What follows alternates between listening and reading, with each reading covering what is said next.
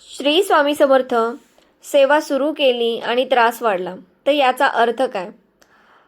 हा प्रश्न हजारो भक्तांच्या मनात आहे. मी स्वामींची सेवा सुरू केली, नामजप केला, चांगलं वागायला लागलो, तरीही त्रास वाढलाच का? तर आज आपण या व्हिडिओमध्ये स्वामी समर्थांच्या दृष्टीने या प्रश्नाचं खरं उत्तर समजून घेणार आहोत. पहिली गोष्ट म्हणजे हे अपयश नाही, ही कसोटी आहे. सर्वात आधी ही गोष्ट लक्षात ठेवायची आहे. सेवा सुरू केली आणि त्रास वाढला म्हणजे स्वामी नाराज झाले असं नाही. स्वामी समर्थ महाराज म्हणतात, ज्याला मी जवळ घेतो त्यालाच आधी तपासतो. आता ही कसोटी आहे तुमच्या विश्वासाची, तुमच्या संयमाची आणि तुमच्या अहंकाराची. सेवा सुरू झाली की कर्मफळ जागं होतं. मैत्रिणींनो, सेवा सुरू केल्यावर एक गोष्ट नक्की घडते की जुनी कर्मफळे वेगाने समोर येतात. जसं घर साफ केल्यावर आधी कचरा बाहेर येतो, औषधं घेतल्यावर आधी कडू परिणाम होतात, तसंच सेवा म्हणजे आत्मशुद्धीची प्रक्रिया आहे. आता स्वामी अहंकार आधी तोडतात. सेवा सुरू केली की स्वामी सर्वात आधी काय पाहतात माहितीये का? तर हा माझ्यावर विश्वास ठेवतो का, की फक्त फायदा पाहतोय याचा. मग अपमान, आर्थिक अडचण, लोकांची उपेक्षा या सगळ्यांतून अहंकार गळून पडतो आणि हीच तुमची परीक्षा असते.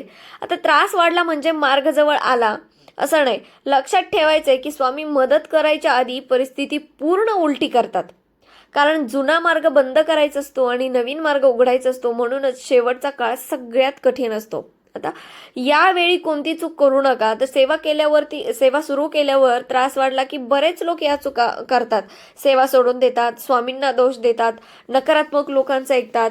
मग स्वामी म्हणतात की इथेच थांबू नकोस, थोडंसं पुढे चल, थोडंसं पुढे चल. तर या अवस्थेत काय करावं? तर नामजप कंटिन्यू सुरू ठेवावा. अपेक्षा सोडायची आहे. सगळं स्वामींचरणी अर्पण करायचं आहे तुम्हाला आणि छोट्या सेवा करत राहायच्या आहेत. स्वामी जाणतात आणि हा भाव कोणतीही सेवा करत असताना तुमच्या मनामध्ये असणं अतिशय गरजेचं आहे की स्वामी सगळं जाणतात. स्वामींना पुन्हा नव्याने सांगायची काही गरज नाहीये.